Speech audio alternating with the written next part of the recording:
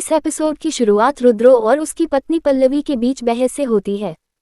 चूंकि पल्लवी ने गलती से झनक पर उसकी चीजें चुराने का आरोप लगाया था, इसलिए रुद्र झनक से माफी मांगता है और उसे फिर से अपने घर में रहने के लिए कहता है ताकि वह प्रतियोगिता में भाग ले सके। झनक रुद्र को अपना गुरु मानती है और वादा करती है कि वह अपनी आखिरी सांस तक लड़ाई नहीं छोड़ेगी। उसी दिन सृष्टि और विनायक बोस हाउस में अर्शी और अनिरुद्ध की शादी के बारे में चर्चा करने के लिए आते हैं। वे एक दिन के भीतर सभी सूचीबद्ध रस्में पूरी करना चाहते हैं। शुभा बताती है कि नवविवाहित जोड़ा उस दिन से एक कमरे में एक साथ रहने वाला है। सृष्टि ने घोषणा की कि अर्शी को मुंबई डांस रियलिटी शो से निमंत्रण मिला है। वे सभी उम्मीद करते हैं कि अर्शी बहुत जल्द प्रदर्शन करना शुरू कर देगी। शुभा अनिरुद्ध के प्रयास की सराहना करती है जिसने अर्शी को अपने पैरों पर खड़ा करने के लिए बहुत कुछ किया है। रुद्र झनक को नृत्य प्रतियोगिता में अपने पहले दिन के प्रदर्शन के लिए तैयार होने के लिए कहता है और उसे कड़ा नाश्ता करने के लिए भी कहा जाता है। लेकिन पल्लवी उसका पूरा दिन खराब करने के लिए तैयार हो जाती है।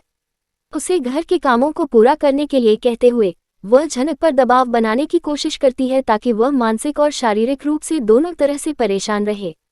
पल्लवी बहुत सारे अनाज लाती है और उसे उन्हें हाथ से चिपकाने के लिए कहती है।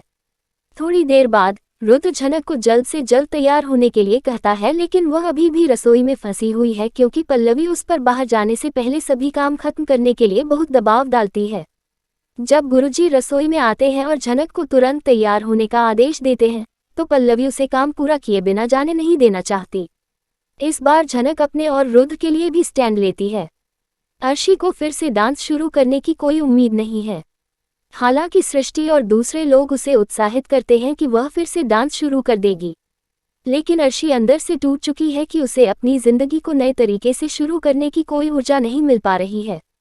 सृष्टि अपनी बेटी को प्रेरित करने की कोशिश करती है ताकि वह आमंत्रण स्वीकार करे और अपने जुनून के मुताबिक काम करना शुरू कर दे। उसे यह भी उम्मीद है कि अर्शी वह डांस शो जरूर जीतेगी। अचानक अप्पू अर्शी के सामने यह खुलासा करने वाला होता है कि सृष्टि उस दुर्घटना की मुख्य दोषी थी।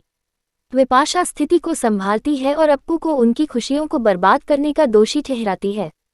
वह बड़ों को अप्पू को विशेष गृह में भेजने का सुझाव भी देती है। अनिरुद्ध अप्पू को डांटता है कि वह एक बदतमीज की तरह व्यवहार न करे। अपकमिंग स्टोरी अर्शी उसी डांस रियलिटी शो में भाग लेने जा रही है जहां झनक प्रदर्शन कर रही हैं।